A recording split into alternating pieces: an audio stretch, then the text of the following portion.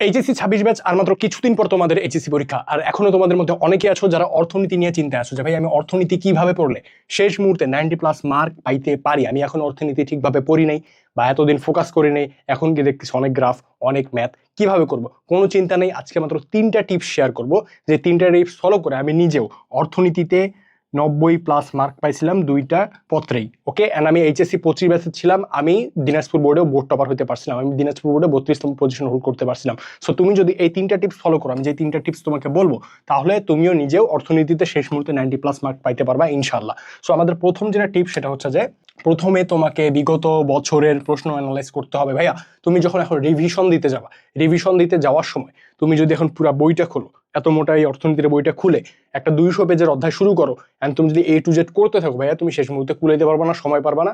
আর শেষ মুহূর্তে যা তুমি দেখবে তোমার সবকিছু রিভিশন দেওয়া হয় নাই।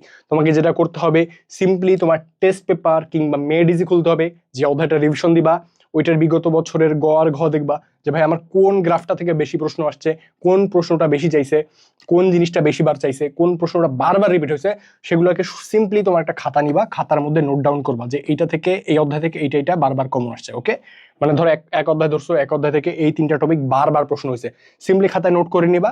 আর খাতায় নোট করার পর মেইন বইয়ে যায় ওই টপিকটা খুবই ভালোভাবে পড়বা, মানে ওই টপিকটার উপর মাস্টার হতে হবে তোমাকে।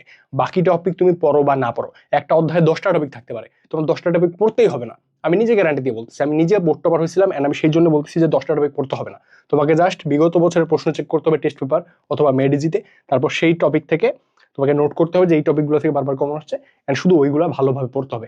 বাকিগুলো জাস্ট তুমি চোখ বুলে যাবে, যেন একটা তোমার আইডিয়া থাকে যে ওখান থেকে একটা এমসিকিউ প্রশ্ন আসলে তুমি পারো। ঠিক আছে, তো তোমাকে বিগত 5 থেকে 6 বছরের প্রশ্ন দেখতে হবে, 20 সাল বা 21 সাল পর্যন্ত থেকে আমাদের 25 সাল পর্যন্ত তুমি সব প্রশ্ন চেক করলা, দেখলা যে এই টপিকটা বারবার কমন আসতেছে, সিম্পলি খাতায় নোট করে নিবা। আর মেইন বইতে যায় জাস্ট ওইটুকু রিভিশন দিবা, বাকি টপিকগুলো জাস্ট চোখ বুলে নিবা। Okay, that's it. তারপর তোমাকে যেটা করতে হবে, focus only on board topic for CQ. সৃজনশীলের জন্য বেশি মাথা ঘামানোর কোনো দরকার নেই। তুমি দিন শেষে যা দেখবা যে একটা অধ্যায়ের মধ্যে 10টা গ্রাফ দেওয়া আছে, বাট বিগত বছরের প্রশ্ন যখন চেক করবা তখন দেখবা যে জাস্ট ওখান থেকে ওই 2-3 টাইপের হচ্ছে তোমার গ্রাফ দিয়ে রাখছে। ঠিক আছে, তোমাকে তুমি দেখলা যে তোমাকে আর বাকিগুলো করাও লাগতেছে না, কারণ বাকিগুলো কমন আসেই নেই কখনো, আসেই নেই কখনো। এমনই হয় ইকোনমিক্সের ক্ষেত্রে, ওই একটা থেকে 2টা গ্রাফ ম্যাক্স, আর একটা থেকে 2টা সূত্র ম্যাক্স, এর বাইরে কোনো সূত্র কমন আসে না ওই অধ্যায়টা থেকে।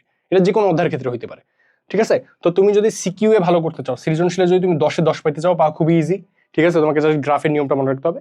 জাস্ট তোমাকে আগে বোর্ড টপিক সিলেক্ট করতে হবে যে আচ্ছা বোর্ডে এই টপিকটা বা এই গ্রাফটা থেকে বারবার প্রশ্ন আসছে, আমি এই গ্রাফটা অনেক ভালোভাবে করবো। কারণ আমি নিজেও আমার ফ্রেন্ডকে অনেক জ্বালাইতাম, ওই ইকোনমিক্সে ভালো ছিল, আমি একটু কাঁচা ছিলাম, আমি ওকে বারবার মেসেজ দিতাম, বারবার কল দিতাম। ঠিক আছে, দিয়ে বলতাম যে ভাই এটা কেমনে সলভ হলো, এটা কেমনে সলভ হলো। ঠিক আছে, দ্যাটস ইট। আর থার্ড যেটা হচ্ছে, থার্ডে তোমাকে যেটা করতে হবে যে এমসিকিউ এর জন্য, এমসিকিউ এর জন্য সিম্পলি বোর্ডের যত প্রশ্ন আসছিল বিগত বছরে, বিগত 5 বছরে, সেগুলা আর কলেজে টেস্ট পরীক্ষায় গত 2-3 বছর যা যা কমন আসছিল সেগুলো তোমাকে ভালোভাবে করতে হবে। এর ফলে কি হবে, তোমার এমসিকিউ এর জন্য ইজিলি তুমি 25+ মার্কের প্রিপারেশন নিতে পারবা। ওকে, আর তুমি যদি এমনি তো বলবো ভালোভাবে রিডিং দিয়ে থাকো, খুবই ইজি, তুমি এখানে 30 মার্ক ইজিলি অ্যাটেন্ড করতে পারবা, কারণ আমিও পারছিলাম। কারণ অর্থনীতির এমসিকিউতে মার্ক তোলা খুবই ইজি হয়, ইজিলি 30-এ 30 পাবা। জাস্ট তুমি যদি বোর্ডের বিগত 5 বছরের বোর্ডের এমসিকিউ গুলো আর কলেজের এমসিকিউ গুলো ক্লিয়ার করে রাখো, ইজিলি তুমি 25 মার্ক পেয়ে যেতেছো। আর যদি তোমার একটু ভালো আইডিয়া থাকে, রিভিশন দেওয়া থাকে পুরো মেইন বইটা, তুমি ইজিলি ওখানে 30+ মার্ক পাওয়া যাবে ইনশাল্লাহ। ঠিক আছে, দ্যাটস ইট। তোমাকে জাস্ট এইটুকুই করতে হইতেছে। আর তুমি যদি এইরকম সময় নষ্ট না করতে চাও যে ভাইয়া আমি হচ্ছে টেস্ট পেপার মেডিজি এত কিছু খুলবো না, আমি জানতে চাই, আপনি আমাকে বলে দেন ভাই যে আমি এই অধ্যায়, এই আমার ফার্স্ট পেপারে 10টা অধ্যায় আছে, এই 10টা থেকে আমি কি কি পড়বো, আমাকে একটু বলে দেন ইজিলি। কোনো চিন্তা নাই, আমি বলে দিচ্ছি। তুমি সেই সব টপিক পাবা আমাদের হচ্ছে কিউএনএ এইচএসসি হিউম্যানিটিস সাজেশন বইটাতে। এই বইটা এত বেশি শিক্ষার্থী প্রত্যেকদিন অর্ডার করে যে বলার বাইরে। কেন করে ভাইয়া? কারণ এখানে প্রত্যেকটা অধ্যায়ের মানবিকে যে 21টা বিষয় আছে, মানে লাইক তোমাদের গ্রুপ সাবজেক্ট যে 21টা বিষয় আছে, সবকিছুর কমন উপযোগী টপিক এই বইটার মধ্যে দেয়া আছে। মানে তুমি যদি একটু দেখো এই বইটা, আমি তোমাকে একটু দেখাই যে এখানে